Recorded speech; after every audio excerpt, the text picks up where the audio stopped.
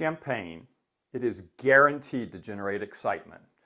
From the tension that builds as you wait for the cork to pop, to the frisson of energy you feel as those bubbles rise up the glass, to that final moment when you can luxuriate in the flavor as it swirls around your mouth.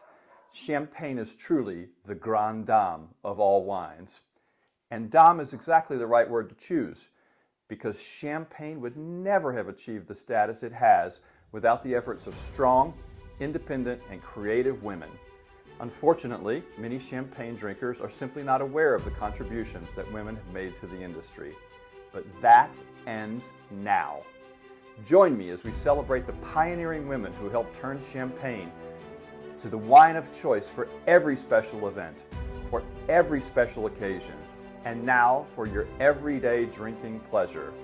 I'm your host, Richard Carden, and this is Bottles and Battles.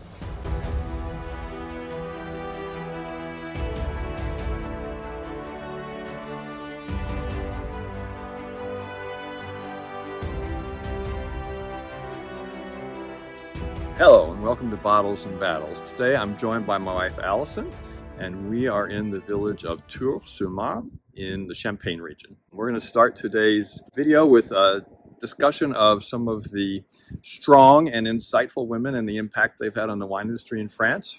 And to do that, we're going to talk about the house of Domaine Laurent Perrier. So in 1939, this was a vineyard that was almost in ruin. It was being run by a widow who had a little interest in maintaining it. And at the time, there was a woman named Marie-Louise de Nonancourt, whose family was involved with a different champagne house called Lanson.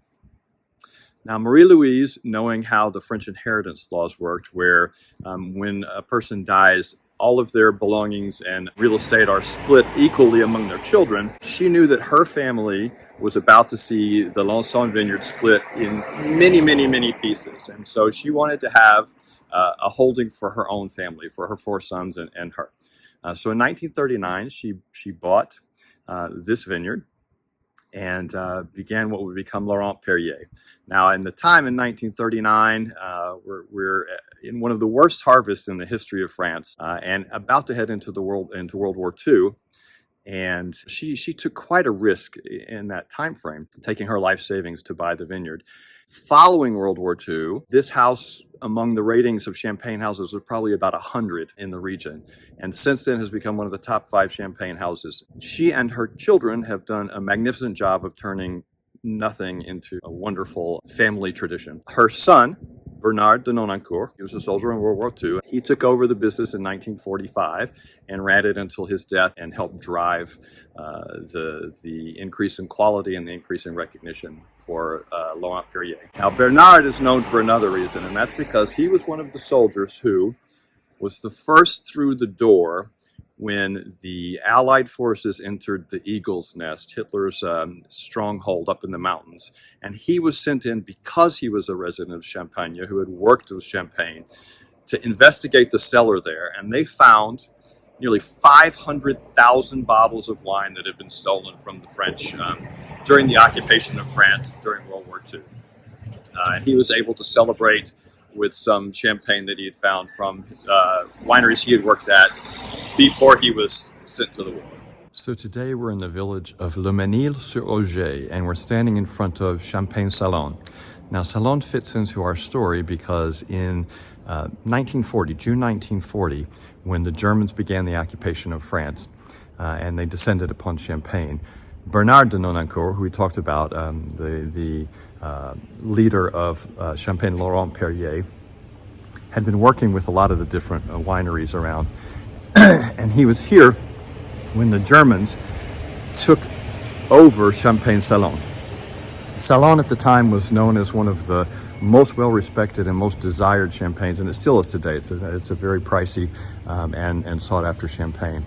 And de Nonancourt saw the Germans at the time take dozens and dozens of cases of a very sought-after 1928 Salon Champagne. When he led forces into the Eagle's Nest to take over Hitler's cave there, he found those cases of 1928 Salon Champagne, and he shared them with his troops as a way to celebrate the victory over the Germans. The story then kind of all comes to a close in a circle. In 1989, Bernard, who has always wanted to own Salon Champagne, buys it. Now in 1987, we start bringing the women back into the story. Remember how we talked about his mother having started the whole enterprise? Well, in 1987, his oldest daughter, Alexandra, joins the management of Laurent Perrier.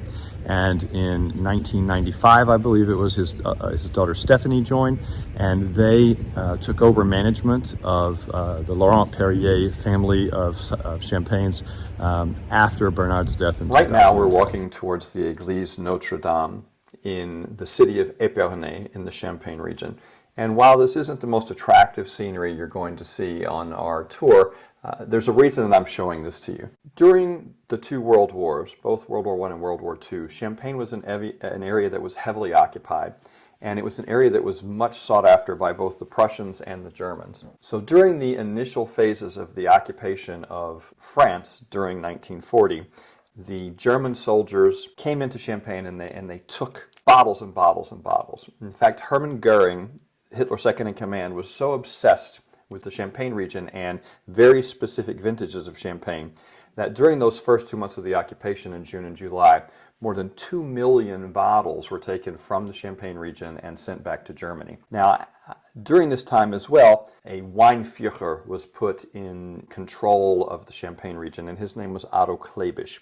Now, he worked with the wine growers. He actually had a fairly good relationship because as a younger man, his family was involved in the wine business, but he had some decent relationships with some of the wine growers. He was put in control of production in terms of where the wine would go once it was ready, what kind of wine would be going to what place, who would be getting it, because the occupation refused to allow champagne to be sold to French people. It could only be sold to Germans, or it could be provided to restaurants that catered to Germans. Now, the expropriation of bottles is not limited to that 2 million in June and July of 1940. In fact, over the course of the occupation, they were sending 500,000 bottles a month of champagne to Germany. Actually, there's some very interesting stories that are told about the expropriation of wine, and it's not limited to Germans. Indeed, the very famous French singer and actor Maurice Chevalier, he happened to be a soldier, a French soldier during World War I. And he tells a story of how even the French soldiers would take champagne as they went through because it boosted morale and it was good for their health. So as you look at this not very inspiring scenery, you can just take yourself back to the 1940s and imagine the train cars here that are being loaded with case after case of champagne, including the very famous 1928 Salon Champagne cases that Bernard de Nonancourt saw taken by the German soldiers and that he found when he entered the Eagle's Nest after the victory of the Allied forces. If you're interested in more information about the Champagne region during the wars, there's an excellent book called Wine and War by Donald and P.D. Kladstrup, as a very in-depth discussion, not just of Champagne region, but also the Weinführers who were dealing with Burgundy and Bordeaux and the rest of the country. It's a very interesting read, and I highly recommend it. Now we're wandering through the town of Auger on our way to a tasting at Champagne Jean Milan. It's a great little town here in the heart of Champagne country, home to quite a few wineries. And you can see in front of me, you can see the little yellow signs. These are all over the place. So they actually put these signs on champagne riddling racks, which is what they use to get the sediment from the secondary fermentation to settle in the neck of the champagne bottle before they disgorge it. And you can see that with about every step here, there's another champagne house. So you can see here on the boards the holes, these angled holes, the necks of the bottles go down into those holes. They will sit there for however long the winemaker wants to keep them there. You can see over here a sign for Jean Milan. That's where we're headed for our tasting this morning. Nowadays, riddling racks are used less. As with everything, mechanization is taking over. So a lot of houses that do sparkling wine, for instance in Cava, where I was last week, use gyro pallets. So these are big mechanized boxes where you stick the bottles and they will automatically proceed through a series of rotations that help that settle out more quickly. So our visit to Champagne Jean Milan is started with a self-guided tour, and you'll see here, so they have a square press from 1935, and then they have a circular press from 1965. They still use these. Each of them holds around 4,000 kilos. That's about 9,000 pounds of grapes. They get a little over 2,500 liters per press. The wine is transferred, or the juice at that point, the must, is transferred into settling tanks where they settle for 24 hours before entering the fermentation tanks for the first fermentation. First fermentation, they try to get the base wine to between 11 and 12% alcohol. So you can see some of the fermentation tanks here. They allow the first fermentation to proceed to completion, basically until it stops naturally. At that's the point you've got about 11 to 12% alcohol. Interesting, maybe just because of the temperatures, because the 11 to 12% is usually not enough to completely kill off the yeast, but maybe by that time they've consumed all the sugar. They also do some fermentation in these barrels. This is an older method that they have used over the past 150 years, where they ferment in barrel, and the must is put in January. It's allowed to remain there until around April. So you can see in this barrel, actually you can see all of the crystals that are built up along the edges. This happens in barrels. As time goes by, these tartrate crystals build up around the inside. Although this could be yeast sediment as well. And you can see how cloudy that liquid is. At the end of the fermentation, you get what's called vin clair, vin tranquille. That's the base wine that's then going to be used to make champagne in the secondary fermentation. Got some old equipment in here. After the first fermentation is finished, they'll bottle the vin tranquille, the vin clair. They'll add yeast, some sugar, nutrients, things like that, to get the fermentation going. Close that bottle. That's when the secondary fermentation begins. That's what's going to give us the carbon dioxide and the bubbles. And then, after a time, we have another tiny riddling rack here. You'll see they'll put them in these holes in the riddling racks.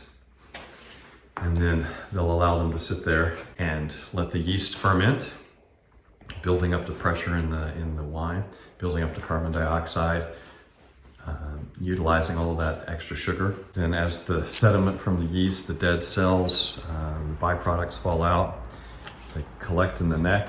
And you'll see in this example, we have a bottle sitting here. As the sediment is collecting in the neck, you can see this in the neck here. You can see it's got a bottle cap on it, and it's angled down.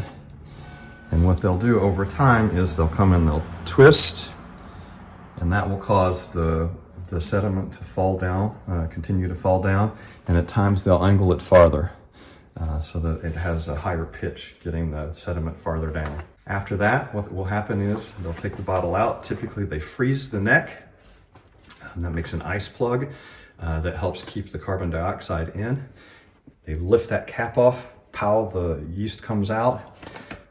They add any other components they're going to put in, and then they cork it from there. Now that we've talked about riddling, it's the perfect time to introduce another one of the wonderful women who helped build champagne into the global phenomenon that it is. And this young woman was named Barbe Nicole Ponsardin. She's born to a wealthy family towards the end of the 18th century, the late 1700s. On the estate next door is the Clicquot family. Father Philippe, he's a wealthy textile merchant. There's a son, Francois. Now, as so many rich and powerful families did in that time frame, they decided the best way to further their wealth and further their prospects was to combine forces. So they did this by arranging a marriage between Barbe Nicole and Francois. Barbe Nicole now becomes Madame Clicquot. They're married she's 21 in 1798. They're married, and they form a fairly good partnership between the two of them. It was an arranged marriage that worked out fairly well. Unfortunately, it wouldn't last long. They did decide that they wanted to try and get into the wine industry, and they worked on it for several years. Not terribly successfully, however. And in 1805, just a few years after their marriage, Francois unfortunately passed away. So now the business is there for Barb Nicole to decide whether she's going to continue or try to do something else, maybe get married to someone else. But she's an enterprising young woman. So she goes to her father-in-law and says, I would like to risk my inheritance. I'd like you to loan me, and it's a fairly large loan she was seeking, loan me my inheritance money to build this business. Well, her father-in-law decided it was worth taking a risk, so he told her he would do that, but he gave her a condition, and the condition was that she had to go formally learn the winemaking business. She needed to apprentice under someone, and so she found a well-known winemaker who was willing to take her on, and she worked with him for 4 years while trying to build the business. Now, unfortunately, at the end of those 4 years, she still didn't have a very successful business. So she went back to her father-in-law and said, look, just give me one more chance. I know it's a lot of money, but let me try to do this. He's apparently a fairly generous man, so he agrees. And she then continues to try and build a business. Well, she sees what she thinks is an opportunity as the Napoleonic Wars come to an end. She thinks that Russia is going to be the market. That's going to be the place to be. And Russians had a taste for sweet champagne. So she prepared a champagne that she could export to Russia. And this is a gamble that worked out really well for Madame, now known as Veuve, because she's a widow. Veuve means widow. Veuve Clicquot. She sends her champagne into Russia, where her most prominent client would be the Tsar. And the Tsar would say, not only did he love her champagne, but it is the only champagne he would drink. So you can imagine what kind of repercussions, what kind of swell and ripple effect there was from having the Tsar being the one who is your marketer, your biggest client. She now becomes successful. But that's really not the contribution we're going to talk about with her, because she made something far more significant. At the time, champagne makers, after the secondary fermentation in the bottle, to get rid of all the sediment from the yeast, they would transfer the champagne from bottle to bottle to bottle. This would get rid of the sediment, but it would agitate all of the bubbles and actually led to a much lower quality wine at the end of the day. And Barbe Nicole Ponsardin, Veuve Clicquot, said, I think I can do this better. And what did she come up with? Well, she came up with the idea of turning the bottles upside down, collecting all the sediment in the neck, and then trying to get rid of it that way. She's the inventor of the modern riddling method. So we have a woman who, again, took a great risk for herself, risked her entire inheritance to try and build a business on her own as a woman in the early 19th century, comes up with a great idea for how to make champagne better, takes a risk on a new market, and it works for her. And by the time she dies in the 1860s, she has a global empire at that point, and that empire lasts till today.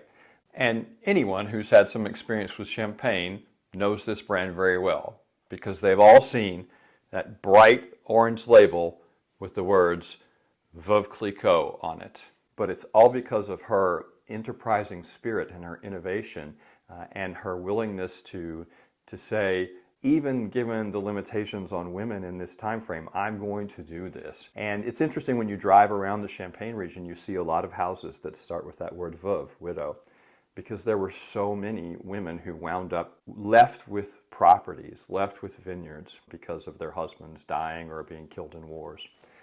Another one of those was one we've already talked about earlier today, Marie-Louise de Nonancourt. Today we're going to be tasting some champagne. We're actually just going to do one today because it's a bit of a special one, and it ties in with the rest of the episode where we were talking about the great women who helped make champagne what it is today. And one of those women was Marie de Nonancourt of Domaine Laurent Perrier. So we're going to taste their tête de cuvée, one of their best wines. It's called Grand Siècle. And Grand Siècle means the great century. It is designed to be a wine that represents some of their greatest vintages ever. And this was a wine that was the idea of Bernard de Nonancourt, Marie's son. What he wanted to do was take some of their good vintages and try to make something that year after year would be the height of excellence. So he's got several different qualifications that are required to make a Grand Siècle. One is that you take 3 of the best vintages that they've had in recent years. Now, For those of you who've drunk a lot of champagne, you may have noticed in the past that unlike other wines, you don't often see a year on a champagne. And there's a reason for that, because champagne most typically is what's called non-vintage. It doesn't have a year, because champagne is often a blend of several different years. Well, why is that? Why do they do that differently than wine? Because in champagne, they want to avoid variability in flavor. They want, for a particular champagne, they want it to have the same flavor year after year after year after year after year. Whereas many other wines, they're okay with the variability in it. But champagne, they want it to be the same every year. So they take these blends of different years, different parcels, and try to make that same flavor across the years. Same thing with the Grand Siècle, but at a higher level. So one, they have to take 3 of the best years they've had recently and blend those. 2, it's always Chardonnay and Pinot Noir. Now, champagne typically uses a blend of 3 grapes. Among those 3 grapes, you can do any combination you want, from 100% of Chardonnay to a blend of everything. What are those 3 grapes? Well, you may be surprised that only one of them is white, and that's Chardonnay. Most people associate champagne with white wine. Yeah. Chardonnay is the only white grape in champagne. The other 2 are Pinot Noir, which you probably have drunk on its own as a red, and Pinot Meunier. Now, Pinot Meunier is not present in Grand Siècle. It's just Chardonnay and Pinot Noir. Third thing is that it must rest on the lees, and the lees are what falls out of the fermentation when the yeast are completing their fermentation, and you'll have yeast cells falling to the bottom. Those are the lees. Resting on the lees helps give it some lushness, richness, butteriness, flavor, cream. A lot of these things. It has to rest for 10 years on the lees. So this is a fairly special champagne. That is reflected in the price. Now, in the past, we've done some tastings where we try to bring prices down to what you can drink on an everyday basis, or maybe something that's a little special. This one's going to be a special occasion number for people who aren't wealthy, including us. This is about 150 euros a bottle. So it's one you're going to maybe keep around for very, very special occasions. Now, I've already poured a little bit, but I'll show you what it looks like again as you pour. And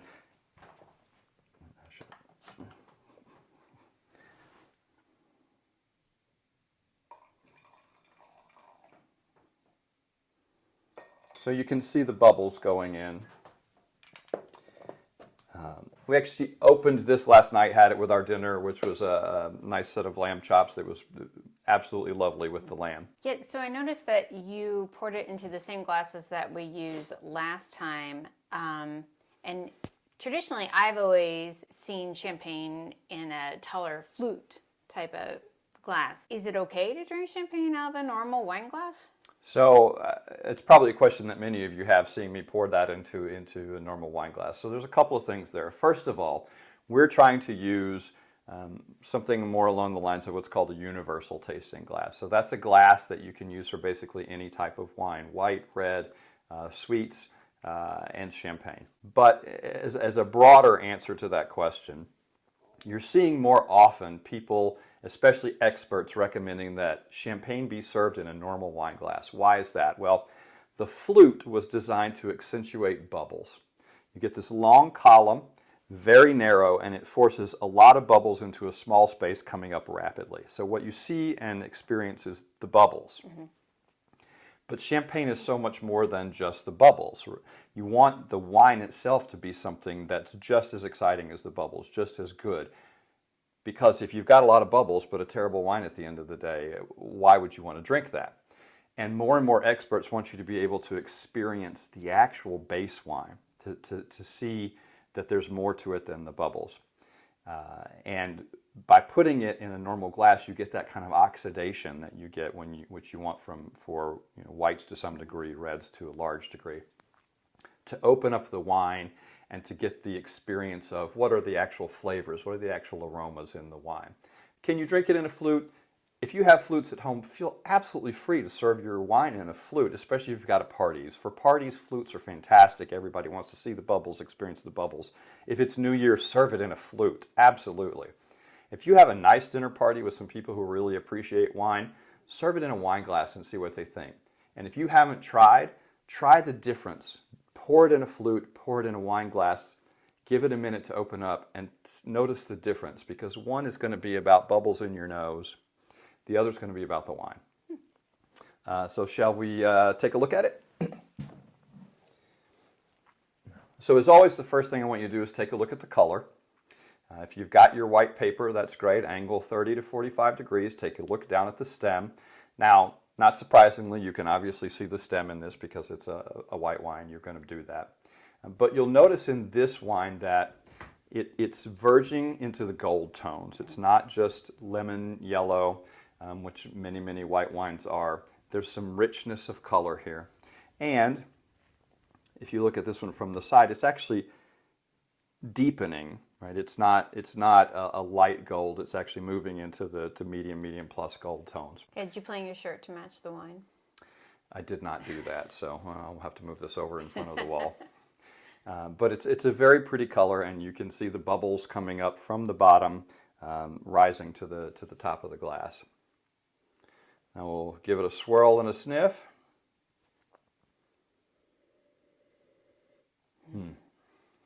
So you definitely get the very classic champagne notes, right? So there's some brioche there, there's some citrus, but you're also getting some white fruits, some flowers, white flowers. You're getting a hint of those tones from this having laid on the lees for 10 years at a minimum. So you're getting even maybe a little bit of earthiness. So that, to me, there's a slight mushroom hint here, maybe a little kind of that earthiness. Forest floor is a typical descriptor that's used when you get some earthiness that makes you think of. You don't want to say dirt because that's not a very enticing descriptor, but forest floor is the same thing. So if you have that kind of earthy note, but it's very subtle. And then you get a little bit of the other barrel tones. There's just a slight hint of sweetness that may be some vanilla coming out. And you, what did you find in it, Allison?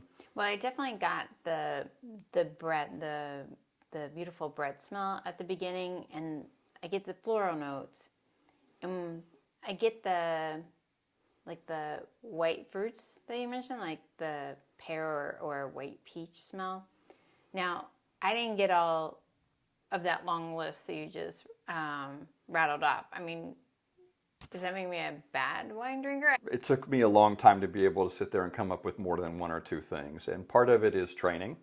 Part of it certainly is doing it more often and being able to compare against other things. Part of it is, I think, doing things like this where you taste with other people and you get to hear what they have to say about it, and then you can go back and see maybe there's something you couldn't quite identify there, and it's just nagging at you, and they said exactly what it was. So then you start to pick that up and again build your ability to discern these different aromas and flavors. Working with other people is great. I also have a scent training kit, really more for people who really are invested in learning wine. It's got 54 different small vials of aromas, from citrus fruit to white fruit to red fruit to trees and things like honey, earth, forest floor kind of scents. And actually for me it's been very beneficial for a lot of things that I've never experienced, acacias, linden trees, things like that, which are very common descriptors for wine. But it also helps you then say, okay, well, you know, there's this one thing that always nags at me. I can smell it every time and I have no idea what it is. And then all of a sudden you smell one of those and it's like, that's it, got it.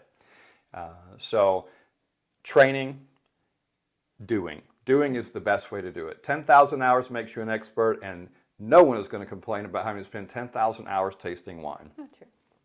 So we're going to move on to tasting. Yeah. Mm. So this is absolutely beautiful. Those very, very fine bubbles translate into a very, very fine mousse in the mouth. You don't get some of that kind of zippy, poppy, electric feel that you get from some champagnes where it's all fizz.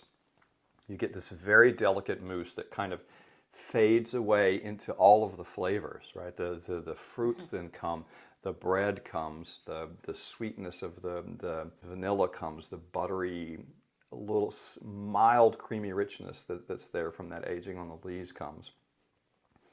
But absolutely gorgeous. What did you think? What's interesting to me is when you smell the wine, it smelled like a beautiful bakery, right? You really smelt the bread, but I didn't really taste it.